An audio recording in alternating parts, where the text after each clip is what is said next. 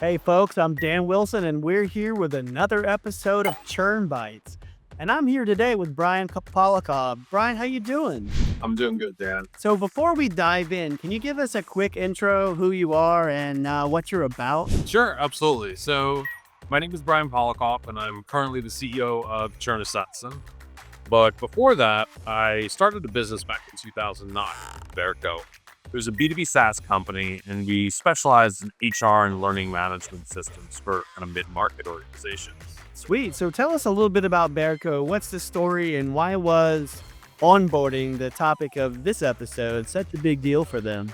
Absolutely. So, Verco, it was founded originally as kind of like a corporate intranet system, and it rapidly changed into a very large application. Everything on the HR side, from payroll to scheduling to employee management, benefits, you name it, and even on the learning management side with training tracking, learning management systems, classroom training, skills testing, and more. So because the application was so big, it required our customers to go through a pretty exhaustive onboarding experience. And we were finding that these customers, they just were having struggles getting through the onboarding. Sometimes our onboarding would last 8, 9 sessions, each session lasting about an hour.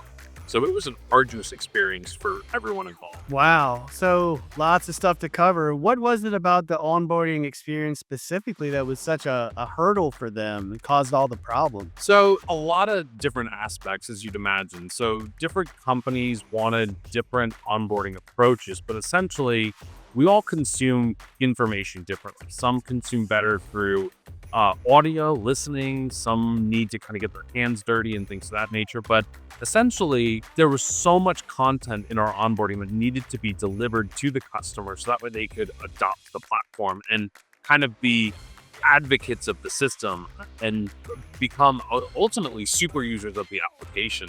And in order to reach that level, they needed to have this information in order to be able to utilize the system. So it was a lot of time involvement, but also learning. And I don't know if you've ever sat in a college classroom for more than 2, 3 hours at a clip, your brain starts to check out, and that's not good for anyone. So we had a lot of obstacles kind of present themselves as we went through this onboarding process of trying to figure out where in the process could be improved or efficiencies gained. Okay, so you're throwing a lot at them. There's a lot to cover. They're struggling to take it all in, and 8, 9 hours of training sessions, and they're having a hard time getting to value. So once you saw the issues, what was your plan to take it on? So we iterated, like I said, a bunch of different times. We tried a lot of different things. Some of these iterations, some of them worked marginally better than others. But ultimately, we needed to find a way to try and really accomplish two things. The first thing was to deliver an onboarding experience the way that the customer wanted. We found that some of our customers wanted a virtual onboarding through webinar and Zoom, and that worked really, really well for some, but for the other folks, it didn't work at all. They felt disconnected. They wanted someone on site with them at their location, sitting right next to them to be able to ask questions to and point to the screen and say, what is this? How does that interact? And so we had that obstacle, that key business objective of how do we make sure that both of these groups can get the onboarding experience that they want. And then the second one was, how do we shorten the onboarding experience for the folks that couldn't spend 8, 9 training sessions over the course of a month with our onboarding team? How do we condense that down into a shorter time period?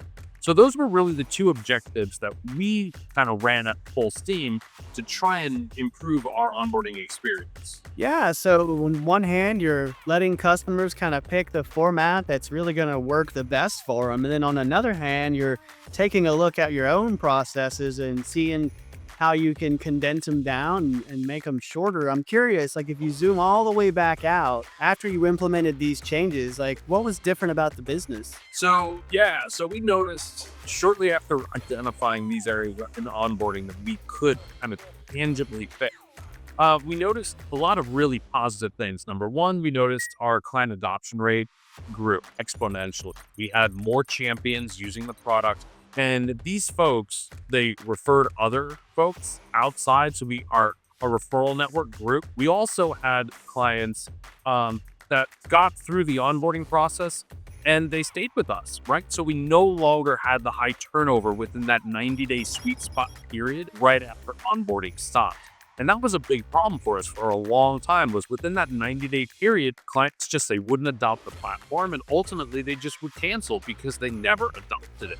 So our adoption went up, our social network went up, and our champions grew. That sounds pretty fantastic. I'm really happy you shared that with our audience, and looking forward to more conversations with you in the future. That's it for Churn Bites this week, folks. Thanks for tuning in. Thanks so much, Dan.